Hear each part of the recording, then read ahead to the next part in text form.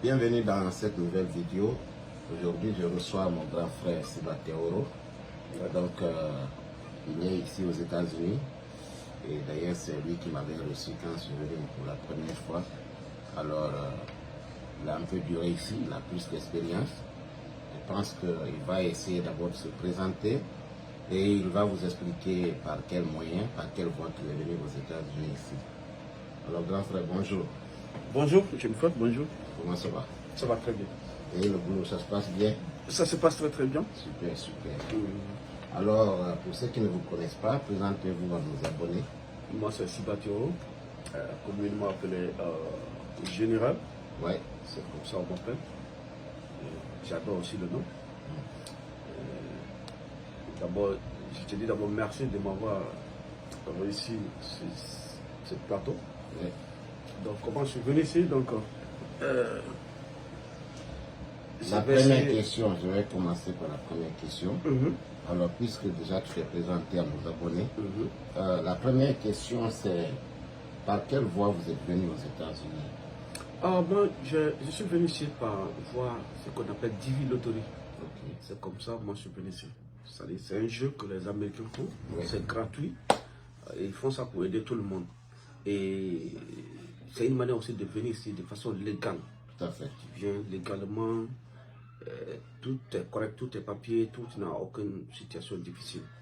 Que ce soit à l'école, le travail, les papiers, tout est ok. Ouais. C'est pourquoi ils organisent ça. Donc, la loterie Divi, c'est un programme que les États-Unis organisent chaque année pour permettre aux pays, c'est-à-dire qui sont sous-développés, pour donner la chance à des gens de venir aux États-Unis ici, mais de façon légale, puisque ce n'est pas facile de venir dans ce pays.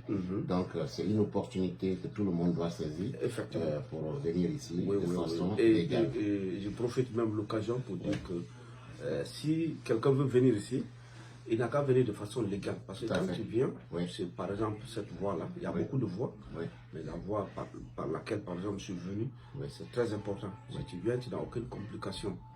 Donc, vraiment, Vous avez parlé de la loterie. Est-ce que vous pouvez expliquer à nos abonnés comment ça marche? C'est-à-dire que quand vous êtes sélectionné, quelles sont les démarches à suivre pour obtenir son visa pour venir ici? C'est très simple, la loterie. Ça se joue une seule fois par an. Souvent, c'est le mois d'octobre. Voilà. Presque. Octobre à novembre, quand même, c'est entre un peu là. Octobre à novembre. Et il faut savoir, ça vient, c'est pas caché, tout le monde connaît, on publie partout. Donc, c'est pas un truc caché. C'est comme ça, les gens vont. Et une fois que vous êtes enregistré et vous gagnez, maintenant, on vous envoie un papier qui vous dit que atteste que vous êtes admis. Mais c'est pas fini. Vous recevez une notification. Oui, il dit que vous avez gagné. Maintenant, après, vous continuez encore. Quand vous continuez, après, maintenant, on vous dit, ok, vous avez un rendez-vous. Vous avez un rendez-vous pour aller faire l'interview. Mais ce qui est sûr, il ne faut pas mentir sur le remplissage des dossiers. Parce qu'on demande, voilà, on demande est-ce que vous avez eu le bac, si vraiment vous avez eu, vous dites tout et tout, parce que tout ça, ça va figurer là-bas. Tout à fait. Voilà, ils vont enregistrer tout. Mais arrivé là-bas, il faut justifier tout ce que vous avez dit là-bas, vous avez déclaré dans le DS là. Il faut que les papiers soient là, il faut qu'ils aient des preuves. Voilà, c'est un peu comme ça. Ok. C'est-à-dire que vous voulez dire que quand vous jouez à la loterie, ça commence au mois d'octobre. Et les résultats sortent au mois de mai. Après, juste 7 mois comme ça. Donc, pour comprendre qu'ils ont été sélectionnés, ils doivent d'abord avoir leur papier, papier de confirmation. Il y a le papier de confirmation. Où il y a un numéro d'enregistrement, le numéro d'enregistrement, l'âge, ainsi de suite. Ça veut dire maintenant que quand le mois de mai arrive, si la programmation des résultats est déjà prête, donc il faut aller vérifier toi-même pour savoir si tu as été sélectionné. Effectivement. C'est comme ça, n'est-ce pas? Oui, c'est comme ça. Donc, ceux qui ont eu l'heureux sens d'être sélectionnés, il y a C'est-à-dire qu'il y a une procédure à suivre. Il y a une procédure. Avant qu'ils ne viennent. Effectivement. Ça veut dire quoi? Ça veut dire qu'ils doivent remplir un formulaire. Un formulaire qui est en ligne qu'on appelle le DS 260. Voilà. C'est là-bas, ils doivent mettre leur statut. S'ils sont mariés, s'ils ont des enfants. Ou alors s'ils sont célibataires. Ainsi de suite. Donc après avoir fini de remplir ce formulaire, il faut soumettre le formulaire. Oui, il faut soumettre. Ok. Maintenant, une fois que le formulaire est soumis, il suffit juste d'attendre et de préparer son interview, n'est-ce pas? Effectivement. Et maintenant que si vous êtes programmé pour l'interview, vous allez recevoir. Non, vous devez même vérifier encore chaque fois. Vérifier encore à chaque fois. Vérifier à chaque fois pour savoir si on vous a envoyé une lettre de rendez-vous pour l'interview. Effectivement. Très bien. Maintenant, une fois que vous avez la lettre d'interview, qu'est-ce qu'il faut faire? Bon, là-bas, c'est très simple. Ça veut dire quoi? Il faut maintenant se préparer conséquemment. Vous avez déjà la lettre. Maintenant, la lettre, là, quand ça vient pas vous dire directement, ça ne vous prend pas en surprise, quoi, de façon surprise. C'est-à-dire, ça vient, une fois que vous recevez ça, c'est-à-dire, il donne au moins un mois. Oui, un mois et demi. Un mois et demi, ça, pour vous permettre encore de vous préparer mieux. Les papiers, tout ce que vous avez à déclarer là-bas. Vous avez dit que vous avez le bac. Cherchez votre papier de bac, c'est-à-dire l'admission et là où se trouvent les notes, là, comment on appelle ça? Tout ça là, vous devez préparer tout. Il y a une attestation où se trouvent les trois couleurs. En Guinée, par exemple. Le tricolore. Le tricolore. L'attestation du bac. De bac. C'est qui est très exigé. Effectivement. Vous préparez tout ça, vous photocopiez tout. C'est le document de base en fait. Voilà. Vos passeports sont là, ça déjà, ça c'est des trucs qu'on connaît déjà mieux. Les passeports sont là, c'est à jour, c'est pas expiré. Tous les documents sont là.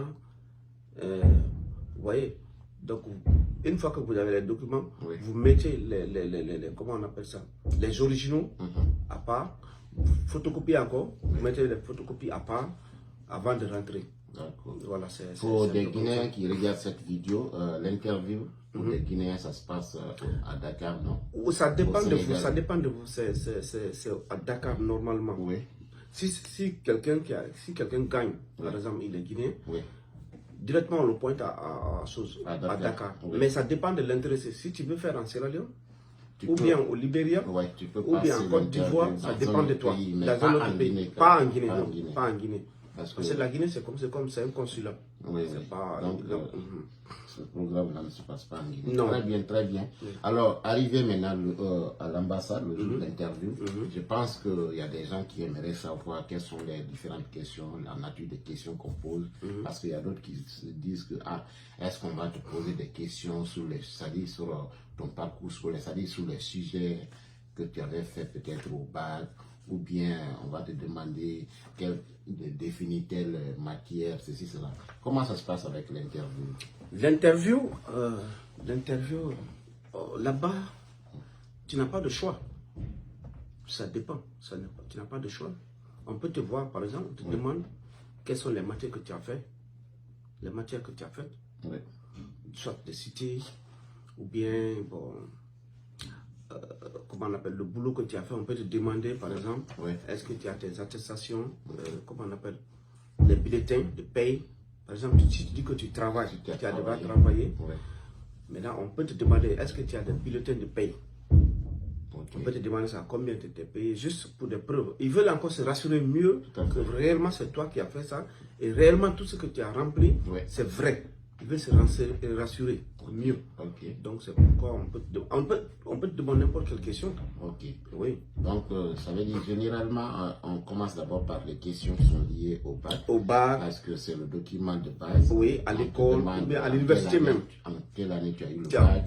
Effectivement. Des fois même à quel âge tu avais quand tu faisais le bac. Le bac, les différentes matières. Même à l'université, on peut te poser des questions à l'université. Tout à fait. Avant le bac. Donc après ça, on peut te demander, comme tu as fait l'université, quelle filière tu as fait, ainsi de suite. Voilà, pourquoi tu as choisi cette filière. Voilà. Est-ce que, par exemple, tu as fait économie? Pourquoi tu as fait économie? Est-ce que tu peux nous donner le nom d'une personne, par exemple, qui a fait économie? Pourquoi tu as aimé économie? Et tu peux me citer une de ces citations, par exemple? Tu vois, donc j'ai vu tout ça là-bas. Ça, ce sont des questions qui sont liées aux études. Oui. On peut aussi poser des questions qui sont liées à votre vie de couple pour des gens qui sont mariés. Oui, ça c'est pour des gens qui sont mariés. On peut poser beaucoup de questions aussi là-bas. Beaucoup de questions par rapport à comment vous êtes connus d'abord. Oui, comment vous êtes rencontrés. Bulletin rouge ou carton rouge. Il ne faut jamais dire que la femme que j'ai là, on m'a forcé, c'est ma grand-mère qui m'a dit de la force, c'est ma maman qui m'a dit de la force. Ça, c'est des erreurs à éviter. Ouais. Ça, c'est des erreurs à éviter. D'accord. Voilà, pour l'homme et pour la femme. Très bien. Dites-vous seulement, vous vous êtes vus, vous vous êtes aimés, c'est comme ça, on s'est aimés. Okay. Il y a des gens qui ont échoué comme ça. Ouais. Parce que ils disent qu'on les a forcés pour se marier avec voilà. Erreur aussi à éviter. On peut aussi vous demander comment vous avez découvert ce site-là. Oui. Ou bien comment vous avez joué. Il y a quelqu'un qui m'a dit de payer. Non, parce que ça là, j'ai déjà commencé depuis. C'est free, c'est-à-dire c'est gratuit.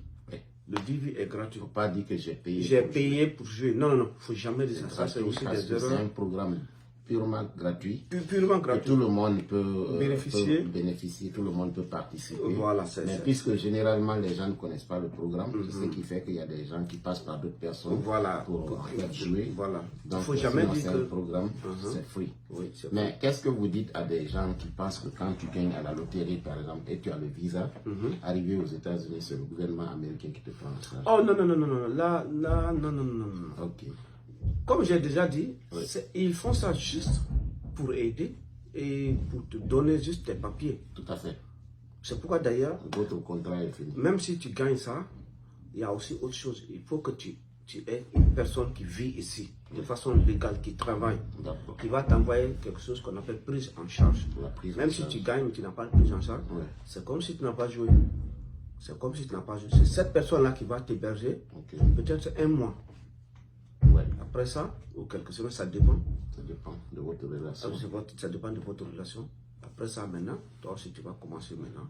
Juste, il faut savoir quand même, une fois que tu viens, très bien, tu ne prends pas du temps pour travailler. D'accord. Quels sont les avantages que quelqu'un peut bénéficier liés à la green card une fois que tu as gagné à la loterie, tu as eu ton visa et tu viens aux États-Unis? Quels sont les avantages que tu peux bénéficier? Il y a beaucoup d'avantages. Beaucoup d'avantages. Surtout au niveau des études. Tu peux faire des études ici. Il y a ce qu'on appelle financial aid, que le gouvernement aide. Vous savez, il y a une grande différence. Quelqu'un qui est là-bas, au pays, qui veut venir étudier, par exemple, je parle souvent en Guinée, pour venir étudier tout le cycle. Vous voyez, c'est peut-être au moins 1 milliard, ou bien 800 millions, ou bien 900. Maintenant, toi qui es là, il y a le gouvernement d'abord qui t'aide. Et puis toi, si tu payes maintenant un peu, c'est pas trop comme ça, parce que tu es légalement ici. Donc ça veut dire que les avantages que quelqu'un peut tirer de n'importe quelle école. Il y a l'opportunité d'aller à l'école. Oui. Il y a l'opportunité de travailler. Oui. Il y a l'opportunité de vivre ici. La santé. Il faut mourir ici. Oui. Effectivement. Il y a l'opportunité aussi de sortir, de venir, de se soigner, tout ça là. De sortir, d'aller, de se retourner au pays. De se retourner au pays et revenir à travers la green card. Difficulté. Oui. Tu peux faire jusqu'à 5 mois. Très bien. Ne pas dépasser 6 mois. Donc, comme vous écoutez, il y a beaucoup d'avantages quand vous gagnez à la loterie. Une fois que vous arrivez aux États-Unis ici, il y a beaucoup d'avantages à tirer de cette green card. Donc, comme on l'a déjà cité. Alors, grand frère, je veux savoir, bon, ça c'était dans le cas de la loterie. Vous avez expliqué comment vous êtes venu ici aux États-Unis par le biais de la loterie. Maintenant, vous êtes arrivé aux États-Unis ici. Ok. Quelles sont les réalités des États-Unis? Parce que pour un débutant, je veux savoir, quand tu viens d'arriver aux États-Unis, qu'est-ce qu'il faut faire pour un débutant? Pour s'intégrer? Pour s'intégrer, c'est très simple. Tu dois aller à l'école. Très bien. Tu dois aller à l'école. D'abord, comment tu peux comprendre une ville que tu ne comprends même pas la langue? Ça veut dire qu'il faut d'abord aller à l'école pour essayer d'apprendre la langue. Il faut d'abord apprendre la langue. Ça, c'est la base. La communiquer avec les gens, ça, c'est d'abord la base. Et le boulot. Ici, l'américain, c'est le travail. Le boulot, et puis le boulot. À travers ça, tu vas commencer maintenant à t'intégrer. Et c'est un peu comme ça. Ok. Oui. Donc, ça veut dire que lorsqu'on vient d'arriver aux États-Unis, la première des choses à faire, c'est d'aller à l'école. C'est d'aller à l'école. Essayer d'apprendre la langue. Essayer d'apprendre la langue. Une fois déjà que tu commences à te débrouiller un peu, oui. Ça te donne l'occasion d'avoir, c'est-à-dire de travailler. De travailler. Parce que ici, si tu ne comprends pas la langue, non, il y a plusieurs boulots que tu ne peux pas faire parce que tout est anglais ici. Oui, donc, la première des choses qu'on vous recommande, quand vous arrivez aux États-Unis, c'est d'aller à l'école, apprendre la langue. Les écoles, il y a des écoles gratuites ici. C'est-à-dire que dans notre ville, il y a ce qu'on appelle l'Americana. Souvent, les réfugiés vont là-bas, même ceux qui ne comprennent pas, ils vont là-bas pour essayer d'apprendre un peu. Donc, après Americana, il y a Community College, pour ceux qui veulent continuer leur carrière, et ils peuvent aller là-bas pour s'inscrire et apprendre l'anglais. Donc, ça, c'était la base, aller à l'école, apprendre la langue. Une fois que vous commencez à vous débrouiller un peu, vous pouvez maintenant chercher du boulot, n'est-ce pas? Oui. Bon, cela ne veut pas dire que si vous ne partez pas à l'école, vous ne pouvez pas avoir du boulot. Non, vous pouvez avoir du boulot, mais la qualité du boulot que vous allez avoir, c'est très différent pour quelqu'un qui s'exprime bien en anglais. Voilà, donc c'est ce qu'on essaie de vous dire. Et par rapport à la conduite, je pense que aussi c'est important pour un débutant, il faut chercher à conduire. Ah, effectivement. Surtout aux États-Unis, les gens qui sont par exemple dans les États là, là c'est forcé d'abord, ça c'est forcé. Même pas les États, mais il faut conduire. L'école et conduire, nous on appelle ça driver license. Tout à fait. Tu dois avoir ça. Quand tu as ça, vraiment, tu t'intègres encore plus facilement. Donc l'école, la conduite. Et les lois des États-Unis, c'est pas comme en Afrique, c'est pas comme ailleurs. Il n'y a pas demi-mesure chez eux. Les Américains, il n'y a pas de demi-mesure. Non. Il faut travailler. Il faut aller à l'école. Il faut savoir conduire. Il faut adopter les lois américaines. C'est-à-dire, ici on ne bagarre pas comme chez nous. Il n'y a pas de bagarre. Si vous avez remarqué, on ne bagarre pas. Quand tu bagarres, c'est pas bon. Quand tu voles, on ne vole pas. C'est pas comme chez nous. Tu ne voles pas. Vous pouvez vous insulter comme vous voulez, mais il ne faut pas te jeter sur ton Non. Il ne faut jamais voler. Il faut jamais voler. Quand tu voles, tu ne gagnes pas de boulot partout aux États-Unis. Pas seulement là où tu es, mais partout. On va en venir. On était d'abord sur comment la personne peut faire pour conduire, par exemple. Qu'est-ce qu'il faut faire pour apprendre la conduite, quand tu vas, ils ont leur bureau aussi là-bas, qu'on appelle, comment on appelle, DMV. Quand tu vas là-bas, tu programmes, on te programme, tu prends appointment, c'est-à-dire un rendez-vous quand tu vas là-bas. Il y a des questions là, il y a 32 questions, 36 questions dont tu dois au moins répondre les 32. Donc c'est un peu comme ça. Ça dépend maintenant de toi. Si tu ne comprends pas l'anglais, on peut faire ça en français. On traduit ça en français. C'est sur leur, comment on appelle ça, computer. Maintenant les questions sont là-bas. Mais ne te décourage pas, tu peux avoir au moins 30 questions ou bien 28 questions. Tu t'habitues un peu, tu regardes quelle est la question qui m'a fait échouer ou bien quelles sont les questions qui m'ont fait échouer. Chaque fois, tu vas, tu retournes encore. Tu es toujours autorisé. La même chose, quand on venait d'arriver, lorsqu'on avait commencé. Tu es toujours permis de reprendre toujours. Voilà, de continuer de reprendre autant de fois que tu veux. Tant que tu n'as pas passé le test, tu peux toujours partir et puis réessayer. Donc une fois après avoir passé le test, il y a ce qu'on appelle le learning permit. Le learning d'abord, c'est un permis d'apprentissage. Après maintenant, il y a encore pratique maintenant. Maintenant, il y a la pratique. Si tu as appris à conduire, tu peux maintenant aller passer le test final pour avoir ton driver. Donc il y a deux tests. L'autre là d'abord c'est juste un apprentissage. Après maintenant il y a le vrai permis. Pratique. Maintenant après ça c'est fini. Ok, ça c'est bien. C'est comme ça. Voilà, très très bien. Ok, bon, parlons un peu des boulots aux États-Unis parce que généralement les gens pensent que, vous savez, quand on est en Afrique, on a une idée qui est vraiment très différente. On pense que quand on arrive aux États-Unis, voilà, là tout est déjà prêt, donc tu as ton bureau, tu vas venir travailler, easy, facilement et puis tu vas faire ton argent. Donc les gens ne comprennent pas un peu parce que quand ils viennent d'arriver, donc il y a certains boulots qu'ils font face, mais ils sont un peu découragés pourquoi ils sont venus aux États-Unis. Parlons un peu de ces réalités des boulots. Quels sont les différents boulots souvent que les gens font ici, surtout que quand tu viens d'arriver? La plupart des boulots ici, ce sont des entrepôts. Oui. C'est des entrepôts qu'on appelle ici les warehouses. C'est des entrepôts. Oui. Pour quelqu'un qui n'a pas poussé les études, qui comprend un peu quand même l'anglais. Oui, c'est pour cela on dit la base, il faut avoir le la base d'abord, c'est ça. Donc après ça, ça dépend maintenant de toi. Tu ne vas pas dire maintenant, moi j'étais docteur en Guinée ou bien ailleurs, je viens ici, forcément je dois encore être docteur. Non, tu dois apprendre la langue, après tu continues ta carrière. Ils veulent aussi leur diplôme. Donc si tu as maintenant ça, tu peux être maintenant docteur. Donc ça veut dire que c'est pas parce que tu as terminé tes études au pays, tu es juriste, ou bien tu es avocat, je ne sais pas, tu es docteur, ou tu es informaticien, que quand tu viens aux États-Unis, directement, tu vas trouver ton bureau pour aller travailler. Ce n'est pas ça. Ici, la plupart, le plus souvent, surtout dans les villes, c'est-à-dire dans les États, ce sont les boulots des entrepôts, les factories, c'est-à-dire les usines, les warehouses. Donc, ce sont des grandes compagnies où vous pouvez appliquer pour commencer à travailler.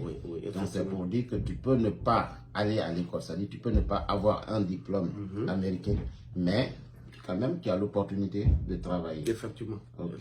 Donc, voilà, ici c'est comme ça. Et dans les grandes villes, par exemple, dans les villes touristiques, il y a des boulots de service, tels que la restauration, tels que peut-être la vente, pour aller travailler dans les, comment on appelle ça, dans les centres commerciaux, ainsi de suite. Donc il y a toutes sortes de boulots en fait. Voilà. Bon, est-ce que vous pensez que quelqu'un qui n'est pas allé à l'école, par exemple aux États-Unis, malgré qu'il a terminé au pays, s'il arrive aux États-Unis ici, qu'est-ce que vous lui conseillez? D'aller à l'école, d'étudier, ou alors de travailler simplement? D'aller à l'école, étudier. D'aller à l'école. Il faut aller à l'école et continuer encore. Continuer. Donc vous pensez que c'est plus bénéfique d'aller à l'école? C'est très très bénéfique d'aller à l'école. Que quelqu'un qui n'est pas allé à l'école mais qui veut juste travailler. Qui veut juste travailler, non. Il y aura toujours la différence. Oui, il y aura toujours une différence, une grande différence d'ailleurs. C'est comme ça. Très bien. Et qu'en pensez-vous des salaires qu'on paye dans les warehouses, comme vous l'avez dit? Est-ce que ce sont des salaires qui peuvent vous permettre de gagner très bien votre vie? C'est des salaires qui te permettent de payer ta location, le loyer, qui te permettent d'être juste stable ici. Pas autre chose. Mais le salaire, c'est pas être millionnaire. Non. Donc, si tu as juste un niveau de vie normal. C'est tout. Donc, ce salaire va te permettre de vivre ici avec ta famille et puis de payer tes billes, tes factures et de vivre de façon standard. Pas un standard très élevé. Donc, si vous voulez, alors, qu'est-ce que vous conseillez aux gens qui veulent vraiment vivre le rêve américain? Qu'est-ce qu'il faut faire? Il faut créer une entreprise, il faut aller à l'école pour avoir un bon diplôme, pour avoir un salaire conséquent, pour bien vivre ici. Et qu'est-ce qu'il faut? Il faut suivre la base, c'est ce que j'ai dit. Il faut suivre la base. Une fois ici, apprenez d'abord la langue. Après, continuez votre carrière. Maintenant, la carrière, c'est pas ça aussi. Après ça, maintenant, tu crées ton entreprise. Tu crées ton entreprise. Et c'est très simple. Tu crées ton entreprise. Et là, si tu veux devenir c'est ça.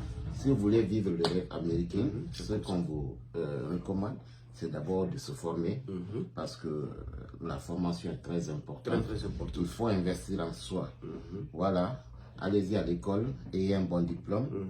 Donc, vous pouvez avoir un bon diplôme et puis vous allez commencer à travailler de façon professionnelle. Vous aurez un bon professionnel. Ça, c'est la première étape. Maintenant, si vous voulez passer à une autre étape, c'est de créer votre propre entreprise. Vous créez votre propre entreprise. Vous pouvez créer votre propre entreprise et vous allez commencer aussi à payer les taxes à l'État. D'ailleurs, vous allez payer moins de taxes si vous avez une entreprise aux États-Unis que si vous travaillez simplement. Donc, une fois que vous avez une entreprise et avec votre entreprise, si votre entreprise arrive à croître, vous allez amasser des revenus très conséquents. Oui, c'est comme et ça. vous pouvez vivre le rêve américain. Oui. Aussi, vous pouvez créer une entreprise aux États-Unis sans aller à l'école. Ce n'est pas parce que forcément vous avez un diplôme ici que vous pouvez créer une entreprise. Et ça aussi, il y a plusieurs entreprises. Là-bas aussi, il faut avoir un bon crédit, c'est très important. Il faut avoir un bon crédit. Quand tu as un bon crédit, les banques ont confiance en toi. Tu peux prendre une maison, ils peuvent t'aider dans ton entreprise, tout et tout. Donc c'est ça. Donc voilà, comme on disait, vous pouvez créer une entreprise ici sans aussi avoir un diplôme américain parce qu'il y a plusieurs sortes d'entreprises. Il y a des Africains qui créent des stores africains ici, c'est une entreprise. Il y a des restaurants africains, il y a des liquor stores, il y a les salons de coiffure, ainsi de suite. Il y a plusieurs sortes d'entreprises. Il y a les trucs d'événementiel, vous pouvez créer une entreprise dans le domaine de l'événementiel, organiser les événements des gens. Il y a aussi le cleaning. Le cleaning, tout ça. Il y a une entreprise de nettoyage. Il y a beaucoup d'Africains aussi même qui sont dans cela. Voilà. Donc si vous avez une entreprise ici, vous allez vraiment vivre le rêve américain. Vous allez vraiment vivre le rêve américain. Mais il n'y a rien de facile. Voilà. Ce n'est pas parce que vous avez créé l'entreprise que vous allez commencer à avoir beaucoup d'argent. Il faut de la persévérance. Voilà, il faut du courage. Donc, ça, effectivement. Très très bien. Donc, pour vivre le rêve américain, il faut avoir étudié ici, avoir un diplôme, travailler de façon professionnelle, avoir une entreprise. Et lorsque vous allez commencer à gagner conséquemment l'argent, vous pouvez vivre le rêve américain. Dans le cas contraire, vous allez avoir une vie normale, pas une vie aussi très élevée. Très très très bien. Intéressant. Ok. Maintenant, bon, on a parlé du système de crédit parce que les gens ne comprennent pas. C'est quoi le système de crédit? Les gens parlent de crédit score. Oui, effectivement. Les gens parlent de, je sais pas, parce que beaucoup ne comprennent pas. Qu'est-ce qu'il faut pour construire son crédit et quels sont les avantages? Vous savez, ici, bon, chacun a une banque. Le paiement ne se fait pas sur truc comme chez nous, par exemple, cash, c'est-à-dire on te donne en liquide, on ne te donne pas de l'argent en liquide. Tu as toujours une banque. Maintenant, quand à travers cette banque-là, tu vas leur demander que je veux arranger mon crédit. Donc je vais avoir un crédit card. Tu dois avoir un crédit card. Et le crédit card qu'on va te donner, c'est ce qui va arranger ton recours. C'est ce qui va te permettre, à la banque d'avoir confiance en toi. Ça veut dire, c'est très simple même là-bas. Tout ce que tu payes, tu utilises cette carte-là. Tout ce que tu payes, c'est-à-dire, tu veux payer quelque chose, tu utilises cette carte-là. Après, tu rembourses encore. Tu rembourses. Et puis ne retarde pas encore. Une fois que le temps vient, tu rembourses.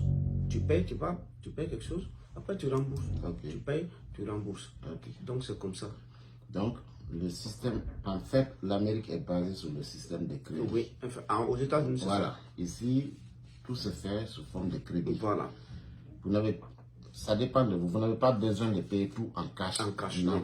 Vous pouvez tout prendre en crédit et puis payer petit à petit. Effectivement. Pour que vous puissiez construire votre crédit score. Le crédit score, pour comprendre, vous pouvez vous rendre dans une banque.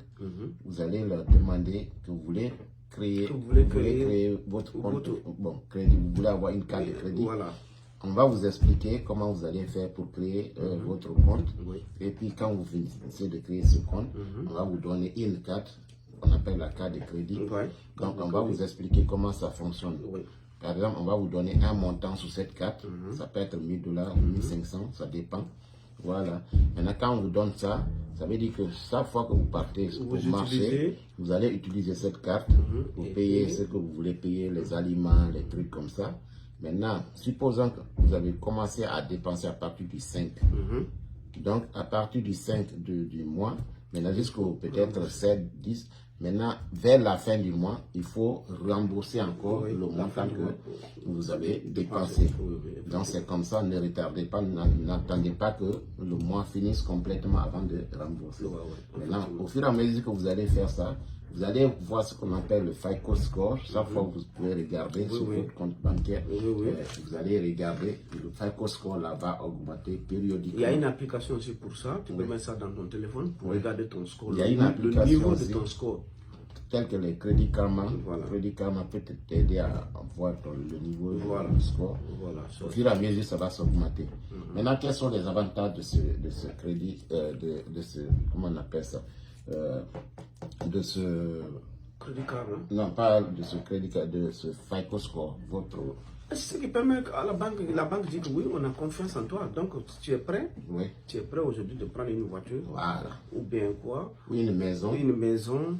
C'est le niveau de crédit là qui va te permettre maintenant. Votre crédit score va vous permettre de prendre quoi que ce soit aux États-Unis, ici, sous forme de crédit. C'est pour cela ici, c'est plus facile de payer une maison. Quand on dit payer maison, cela ne veut pas dire comme en Afrique. Il faut prendre tout ton argent pour aller donner aux propriétaires, c'est-à-dire aux vendeurs. Non.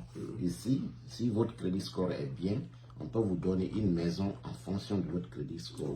Donc ça veut dire quoi? Vous voulez prendre une maison par exemple de 200 ou 300 000 $, ils vont faire, vous allez passer ce qu'on appelle le prix approval. C'est-à-dire on va vous demander toutes vos informations en fonction maintenant de votre crédibilité, de votre solvabilité qu'on appelle le crédit score. On va vous donner pour quelle maison, pour quel prix vous êtes qualifié. Donc, on peut vous donner une maison, peut-être de 300 000 $, donc vous allez payer chaque fin du mois un montant qu'on appelle le mortgage. Effectivement, c'est comme ça. Ça veut dire quoi? Ici, aux États-Unis, c'est pour ça que c'est important d'être crédible. Voilà. C'est très important. Très crédible. Si vraiment, et même si vous voulez créer une entreprise, il faut avoir un bon crédit score. Parce que ici, il faut qu'on vous donne des prêts. Si vous voulez prendre des prêts, vous devez être crédible. Donc, vous devez être crédible. C'est un niveau là maintenant. Quand vous venez d'arriver, essayez de construire votre crédit. C'est très important. Très important. Vous êtes des personnes très ambitieuses. Voilà. Très bien, très bien. Ok.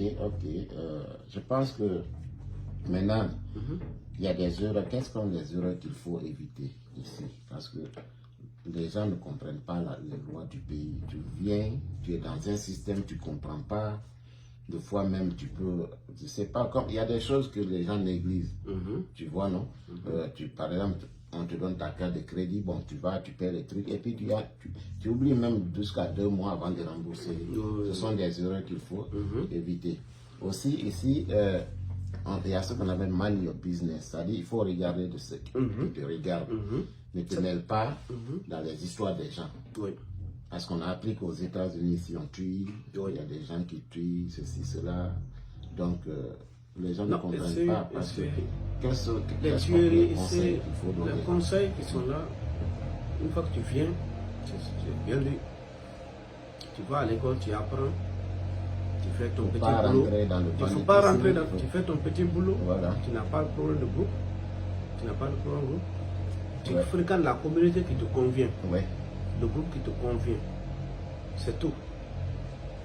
Si tu vois quelqu'un, par exemple, a été tué ou quoi, peut-être il est dans un système de gang, il a un mauvais groupe, il y a tout ça. Donc c'est ça, tu vois, après ça maintenant tu crées ton crédit. C'est tout, tu te focuses sur tes objectifs. Donc c'est ça, faut te si vous êtes aux États-Unis ici, ne regardez pas de ce que vous ne regardez pas. Vous voyez des gens en train de vendre de l'affaire là, ce n'est pas votre problème. Ce n'est pas ton problème. Tu le vois fumer, ce n'est pas ton problème. Tu le vois bagarrer, ce n'est pas ton problème. Continue ton chemin. Voilà, c'est pas parce que tu as vu des gens, peut-être vous pouvez même être des voisins, mais l'autre, ton voisin est en train de vendre l'affaire. Ce n'est pas à toi d'aller dire, soit à l'office pour dire à telle personne est en train de vendre ceci, ou bien tu vas aller appeler la police pour dire oh, ceux-là sont en train de vendre l'affaire. Non, ce n'est pas ton affaire. Mêle-toi de ceux qui te regardent.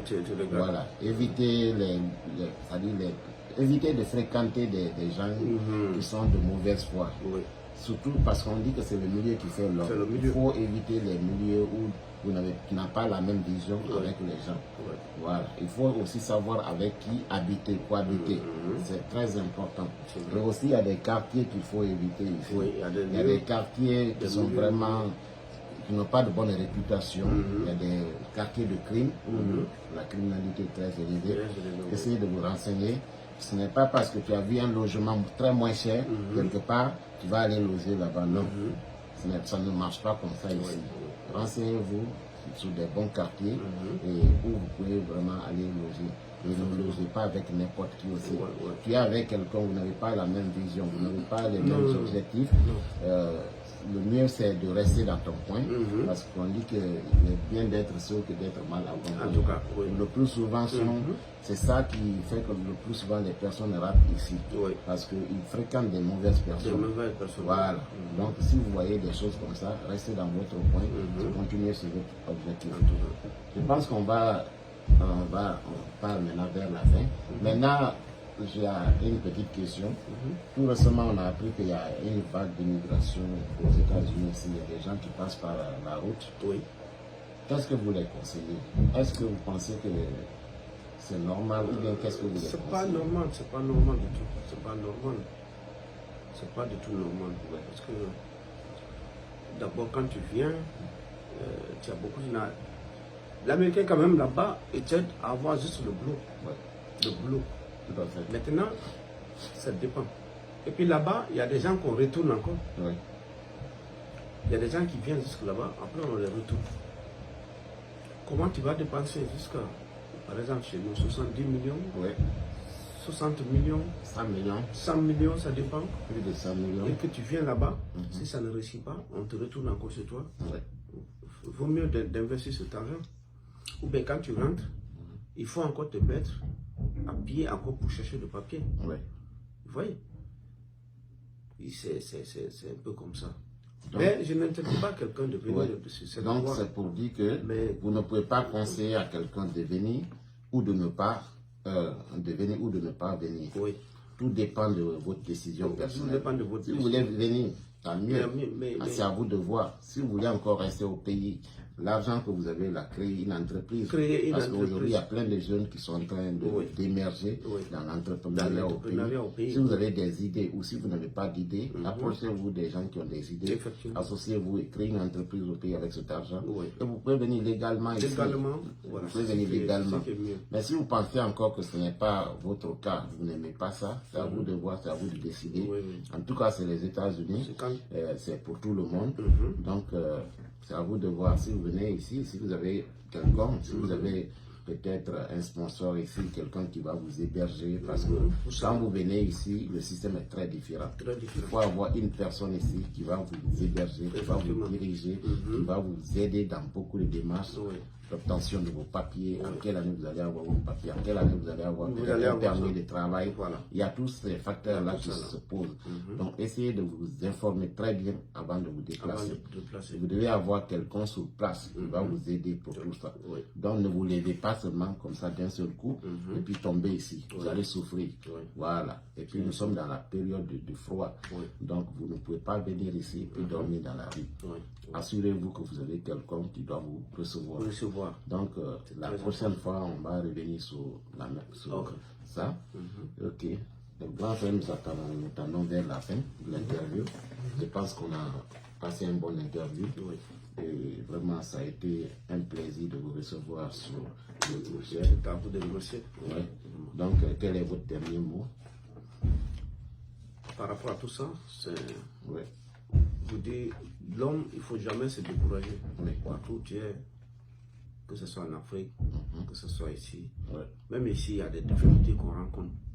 Même ici, réaliser ton propre rêve, ce n'est pas facile. Mais ce n'est jamais baisser les bras. Ne jamais baisser les bras pour toujours continuer. Il faut se battre, suivre les lois. Donc c'est un peu comme ça. Très bien. Et finalement, tu vas atteindre ce que tu veux. Ok. Pas seulement le même jour, mais avec le courage. Voilà, c'est comme ça que tu vas avoir. Donc, ça va être le dernier mot de notre invité d'aujourd'hui. Comme il le dit, ne baissez jamais les bras. Jamais. Et il n'est jamais trop tard de bien faire. Donc, continuez de persévérer dans la vie. Il y a des choses que vous pouvez entreprendre, ça ne marche pas aujourd'hui, mais cela ne veut pas dire que ça ne va jamais marcher. Si vous avez le rêve de venir aux États-Unis, n'abandonnez pas votre rêve, quelle que soit la manière, mais venez ici de façon légale. Et quand vous venez ici aussi, si vous n'avez pas les papiers, essayez de régulariser votre situation. Pour que vous puissiez bien vivre dans ce pays, car c'est un pays d'opportunité, c'est un pays pour tout le monde. Donc, c'est sur ce dernier mot que nous allons quitter nos abonnés. Donc, ça a été un plaisir pour nous de vous recevoir. Merci beaucoup et à la prochaine. Merci. Merci beaucoup. Merci.